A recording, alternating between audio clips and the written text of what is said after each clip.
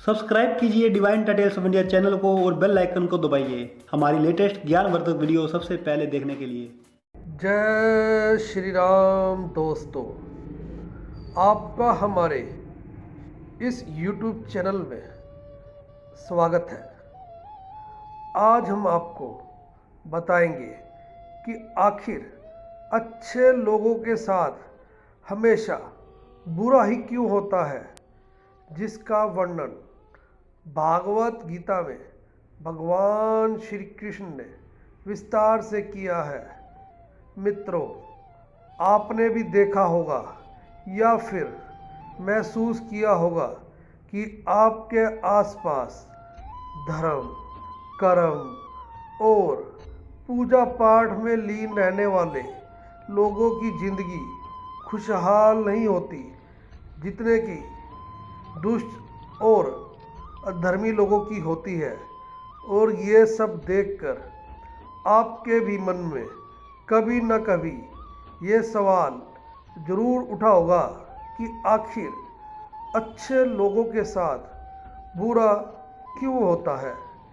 परंतु आज के अधिकतर जनमानस इस रहस्य के बारे में नहीं जानते, जिसका सबसे बड़ा कारण है कि वे धर्म ग्रंथों को सही से पढ़ते नहीं या फिर उसमें लिखी बातों पर विश्वास ही नहीं करते। आज की इस वीडियो में हम आपको बताएंगे कि आखिर अच्छे लोगों के साथ हमेशा बुरा ही क्यों होता है, जिसका वर्णन भागवत गीता में भगवान श्री कृष्ण ने विस्तार से किया है। धर्म ग्रंथों में भागवत गीता एक ऐसा धर्म ग्रंथ है जिससे मनुष्य के मन में उठने वाले हर प्रश्नों का उत्तर विस्तार से मिल जाता है। भागवत गीता में वर्णित कथा के अनुसार अर्जुन के मन में भी जब भी कोई दुविधा उत्पन्न हुई तो उसके समाधान के लिए श्री कृष्ण उनके पास पहुंच जाते थे। एक दिन की बात है, अर्जुन भगवान श्री कृष्ण के पास आए और उनसे बोले, हे वासुदेव, मुझे एक दुविधा ने घेर लिया है और इसका समाधान आप ही बता सकते हैं। तब श्री कृष्ण ने अर्जुन से कहा, हे धनंजय, अपने मन की दुविधा मुझे विस्तार से बताओ, तब मैं तुम्हें उसका हल बता पाऊंगा। तब अर्जुन बोले, हे नारायण, कृपा करके मुझे ये बताए कि अच्छे लोगों के साथ हमेशा बुरा ही क्यों होता है, जबकि बुरे लोग हमेशा खुशहाल दिखते हैं।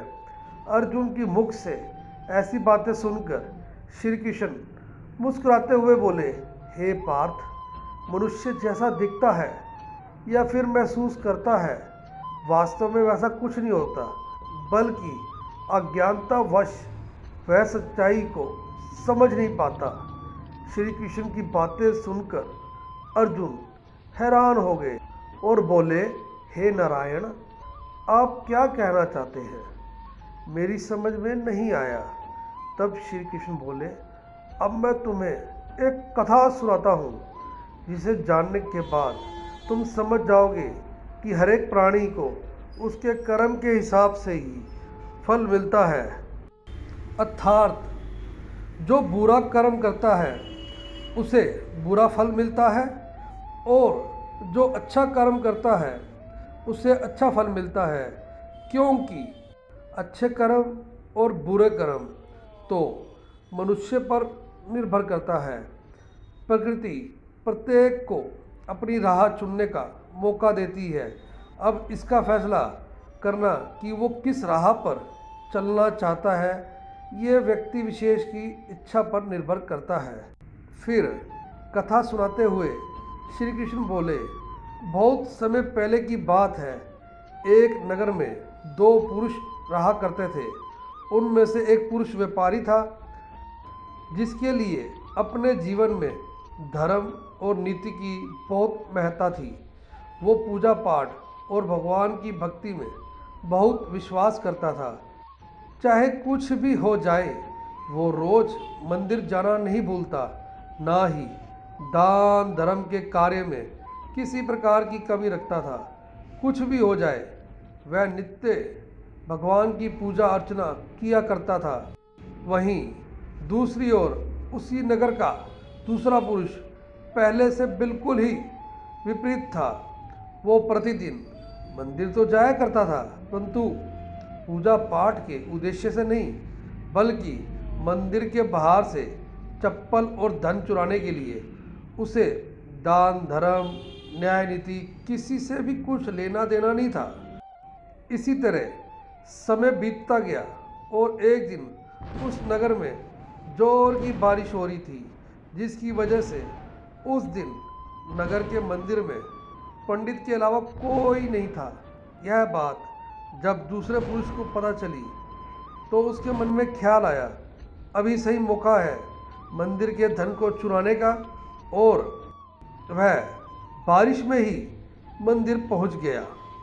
मंदिर पहुंचकर उस बुरे व्यक्ति ने पंडित जी से नज़र बचाते हुए मंदिर में मौजूद सारे धन और जेवरात चुरा लिए और बड़ी प्रसन्नता से वहां से निकल गया। उसी समय धर्म कर्म में विश्वास करने वाला व्यापारी भी मंदिर पहुंचा और भगवान के दर्शन किए, परंतु दुर्भाग्य से मंदिर का पुजारी उस भले व्यापारी को ही चोर समझ बैठे और शोर मचाने लगे। शोर सुनकर मंदिर में लोगों की भीड़ जमा होगी और सभी लोग उस भले व्यापारी को ही चोर समझ बैठे और उसे अपमानित करने लगे। यह देखकर वो भला व्यक्ति हैरान हो गया और उसे समझ नहीं आ रहा था कि उसके साथ क्या हो रहा है। फिर वह किसी तरह लोगों से बचता हुआ उस मंदिर से निकल गया, लेकिन दुर्भाग्य ने उसका वहाँ पर भी साथ ना छोड़ा। मंदिर से बाहर निकलते ही वो एक गाड़ी से टकरा गया और घायल हो गया। फिर वह व्यापारी लंगड़ाते हुए घर को जाने लगा। तभी रास्ते में उसकी मुलाकात उस दुष्ट व्यक्ति से हुई जिसने मंदिर का धन चोरी किया था। वह झूमता नाचता हुआ जोर जोर से बोलते हुए जा रहा था कि आज तो मेरी किस्मत ही चमक गई है, एक साथ वो भी इतना सारा धन मिल गया। जब उस व्यापारी ने उस दुष्ट आदमी की ये बात सुनी तो उसे बहुत हैरानी हुई और क्रोधित होकर उसने अपने घर जाते ही भगवान की सारी फोटो निकाल कर फेंक दी और भगवान से नाराज होते हुए अपना जीवन व्यतीत करने लगा। कुछ वर्षों बाद दोनों ही व्यक्तियों की मृत्यु होगी और दोनों यमराज की सभा में पहुंचे।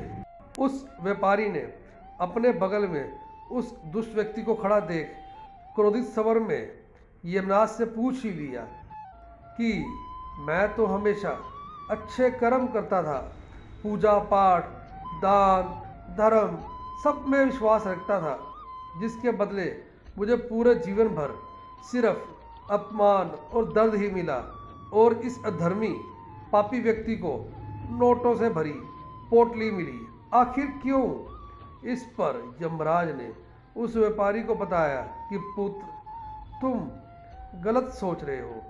जिस दिन तुम्हें गाड़ी से टक्कर लगी थी, वास्तव में उस दिन तुम्हारे जीवन का आखिरी दिन था, परंतु तुम्हारे किए गए अच्छे कर्मों के कारण ही तुम्हारी मृत्यु एक छोटी सी चोट में बदल गई।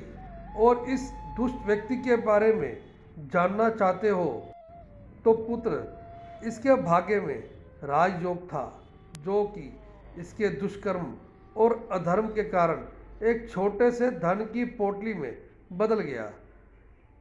श्री कृष्ण अर्जुन को ये कथा सुनाने के बाद बोले, हे पार्थ, क्या तुम्हें अब तुम्हारे प्रश्न का उत्तर मिल गया?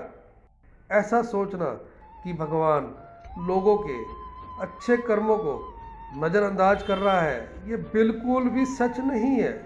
भगवान हमें क्या किस रूप में दे रहा है ये मनुष्य की समझ में नहीं आता, लेकिन अगर आप अच्छे कर्म करते हैं तो भगवान की कृपा सदैव आप पर बनी रहती है।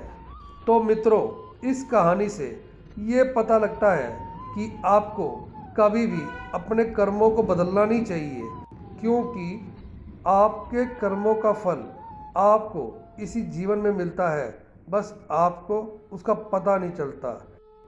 इसलिए मित्रों, मनुष्यों को चाहिए कि वह हमेशा अपने जीवन में अच्छा कर्म करता रहे, क्योंकि श्री कृष्ण ने गीता में बताया है कि किसी के द्वारा किया गया कर्म बेकार नहीं जाता, भले ही कर्म अच्छा हो या बुरा। तो मित्रों, मैं आशा करता हूँ कि आप भी आज से इस कथा का अनुसरण करेंगे। तो मित्रों, फिर से आपसे मुलाकात होगी एक नई वीडियो के साथ। तब तक के लिए जय श्री राम।